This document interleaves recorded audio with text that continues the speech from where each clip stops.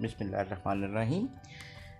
आगे लेकर चलते हैं जी। प्रोजेक्ट पोर्टफोलियो के हवाले से बात कर रहे थे हम लास्ट लेक्चर में, जिसमें हमने प्रोजेक्ट पोर्टफोलियो मैनेजमेंट उससे एसोसिएटेड रिस्क को भी देखा, और अभी हम बात करते हैं project portfolio process. So there are 8 steps which are associated with the project portfolio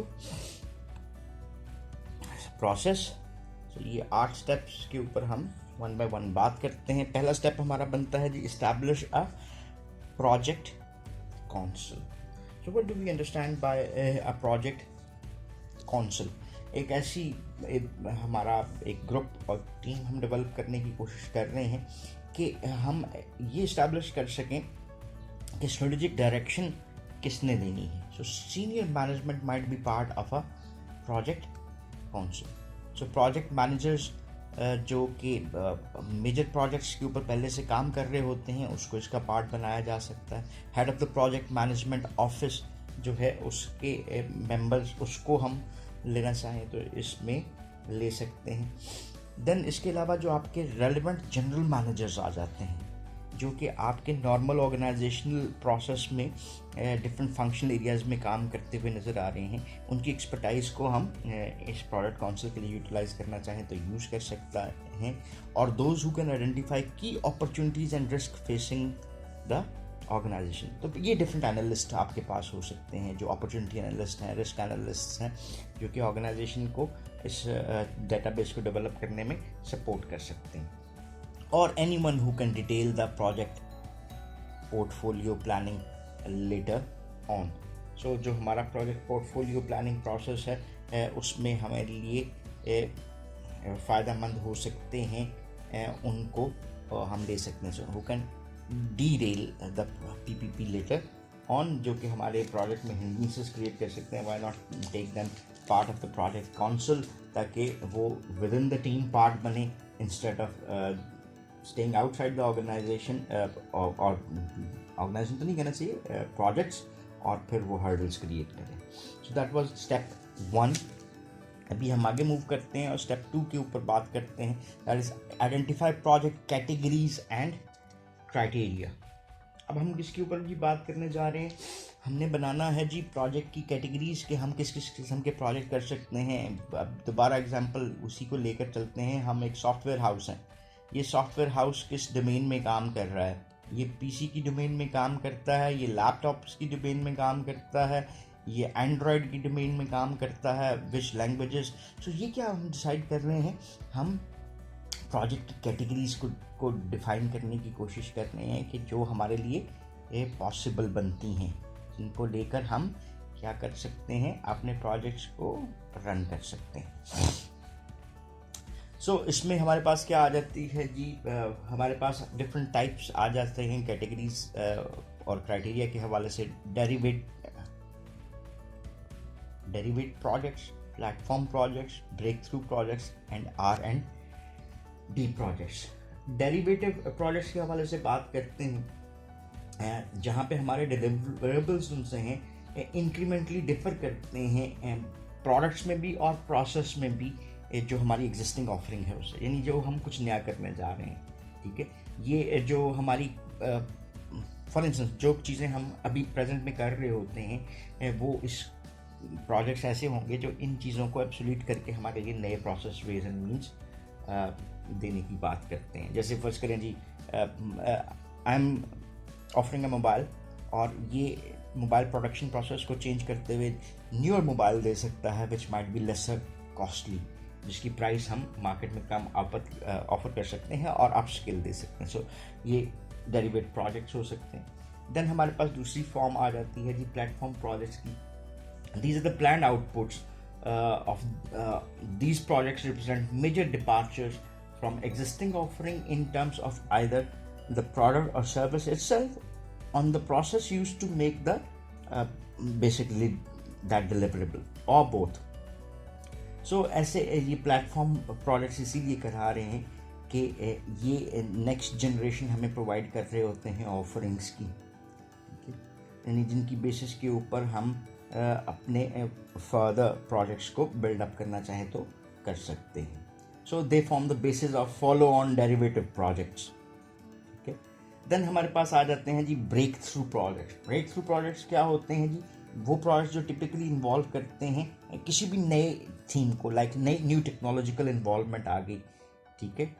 और जैसे न्यू टेक्नोलॉजिकल यूटिलाइजेशन क्या हो गया, एक प्लेटफॉर्म प्रोजेक्ट हो गया, और देन उसमें जो टेक्नोलॉजिकल यूजेज नया हम यूज कर रहे हैं वो क्या हो गया, that might be considered as a breakthrough project. और लास्ट पे हमारे पास आते हैं R&D प्रोजेक्ट्स। R&D जैसे नाम से जाहिर है, रिसर्च एंड डेवलपमेंट प्रोजेक्ट्स, यानी जहाँ पे हम नए ways and means, new knowledge को एक्सप्लोर करने की बात करना चाह रहे हैं, न्यू टेक्नोलॉजीज को डेवलप करने की बात कर रहे हैं, तो वो प्रोजेक्ट्स किस कैटेगरी में आते हैं, R&D projects.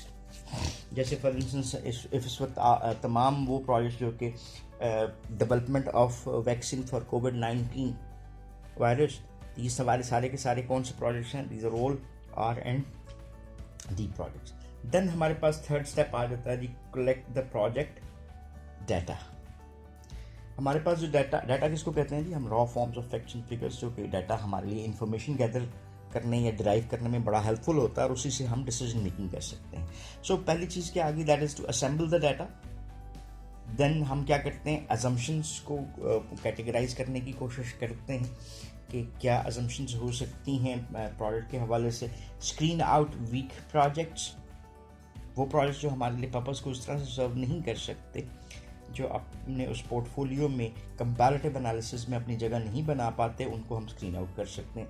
Fewer projects that need to be compared and analyse, the easier the work of the council. तो जितने आपके पास प्रोजेक्ट्स निस्बतन कम होंगे, उतना ही आपके लिए डाटा एक्वायर करना, असेस करना, एनालाइज करना निस्बतन आसान होता जाएगा। So this is how you can collect project data. Then हमारे पास आ जाता है जी रिसोर्स अवेलेबिलिटी को देखना, कि क्या इन प्रोजेक्ट्स जिनको हमने सेलेक्ट किया इस सारे प्रोसेस में, उसके लिए हमारे पास रिसोर्सेज हैं। अच्छा, रिसोर्सेज की टाइप्स इंटरनल भी हो सकते हैं और एक्सटर्नल भी रिसोर्सेज हो सकते हैं। सो हमने दोनों को असेस करना है कि क्या हमारे पास ये रिसोर्सेज अवेलेबल हैं। Then assess labour conservatively.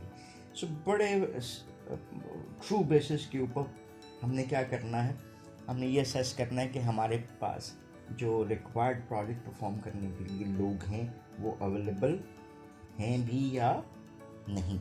And then timing is particularly important. Resources for instance, जैसे इस वक्त मेरे पास कोई चीज़ है जो पड़ी हुई है, लेकिन जो प्रोजेक्ट परफॉर्मेंस है वो 3 दिन बाद उस चीज़ की रिक्वायरमेंट देख रही है, लेकिन इन्वेंट्री हमें ये बताती है एवरेज यूजेज उस जो भी कमोडिटी थी, जो भी मटेरियल था, उसका इतना है, और 3 दिन बाद वो अवेलेबल उस तरह से नहीं होगा, और नेक्स्ट सप्लाई 5 दिन बाद आएगी। तो ये क्या हो गया जी, जिस वक्त हमने असेसमेंट की थी उस वक्त वो रिसोर्स अवेलेबल था, लेकिन जिस वक्त उस रिसोर्स की ज़रूरत थी उस वक्त वो रिसोर्स फ्यूचर टाइम में शायद अवेलेबल ना हो। तो ये क्या बता रहा है, timing, that is very much important in assessing the resource availability. Then जी हमारे पास आ जाता है जी how to reduce the project in criteria set. किस चीज़ के साथ रिलेट करें, ऑर्गेनाइजेशन गोल्स को देखें, हमारे पास सलाहियतें हैं, क्या मार्केट फॉर ऑफरिंग है, how risky the project is, potential partner कौन से हो सकते हैं, राइट रिसोर्सेज कौन से हैं, is it good fit with the organisation, क्या स्ट्रेंथ से रिलेट कर रहा है, सिनर्जी में इफेक्ट आपको आता है, if multiplied with another project तो उसका इफेक्ट शायद निस्बतन बेहतर हो सके, dominated by another or has slipped in desirability. मतलब ये वो कुछ फैक्टर्स हैं जो कि स्टेप 5 में हम कर सकते हैं और रिड्यूस कर सकते हैं प्रोजेक्ट और उसका criteria set. Once we have done that, we may move towards the step 6, prioritize the projects within categories. So ये एक कैटेगरी, दूसरी कैटेगरी, तीसरी कैटेगरी, एक कैटेगरी के अंदर ये प्रोजेक्ट्स हैं, दूसरी कैटेगरी के अंदर ये हैं। क्या कर रहे हैं जी, प्रायोरिटाइज करें। So this one and this one are prioritise, this one is prioritise, और ये जो हमारे पास ये थे इसमें से ये 2 प्रायोरिटाइज हुए। दिस इज़ हाउ हम कैटेगरीज के बीच में प्रोजेक्ट्स को प्रायोरिटाइज कर सकते हैं। Apply the scores and criteria weights, consider in terms of benefit first and resource cost second, summarize the returns from the project. So this is more an objective process being applied. इसी objective process किस तरह से है, जहाँ पे हम हर project को, उसके यूज़ को, बेनिफिट को, उसके कॉस्ट, रिसोर्स अवेलेबिलिटी को ऑब्जेक्टिवली क्या दे रहे हैं, हम वेट्स एलोकेट कर रहे हैं, and those project which score high might be the most suitable ones. Step 7 आ जाता है जी हमारा, select the projects to be funded and held in reserve. उन प्रोजेक्ट्स को देखना है जो हम फंड कर सकते हैं और जो रिजर्व में रहेंगे। Determine the mix of project across the categories, leave some resources free for new opportunities, और allocate the categorised projects in ranking order. सबसे पहले ये, फिर ये, सो दिस इज वेयर हम उसकी रैंकिंग ऑर्डर में उसको दे सकते हैं। Step 8 is the implementation of the process, communication of the research, repeat regularly or improve the project portfolio planning process. So basically अगर हम बात करें कि implementation of the process क्या है, तो हम बुनियादी तौर पे उन तमाम चीज़ों को जो कि हमने पिछले सेक्शन में प्लान की थी, उसकी इम्प्लीमेंटेशन की बात कर रहे होते हैं। सो वहाँ पर हमारे पास रिसोर्सेज को एक्वायर करना, उनको प्रोवाइड करना, मॉनिटरिंग करना, all these aspects might be part of this implementation process. So that was all about project portfolio planning. So project bids and क्या हो सकती हैं, प्रोजेक्ट प्रपोजल कॉन्टेंट्स, इसको हल्का सा हम देख लेते हैं कि what are the contents of a project proposal.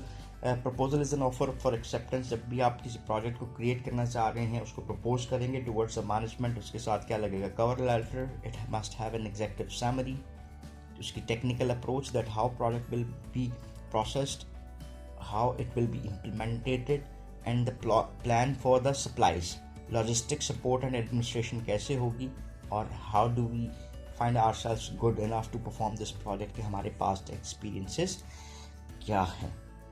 So this was about project portfolio management कह लें, project portfolio planning कह लें. So this concludes our second chapter. If you still have any questions or queries, तो आप comment section में जाके अपने question को पूछ सकते हैं. Thank you very much for watching this video. Allah Hafiz.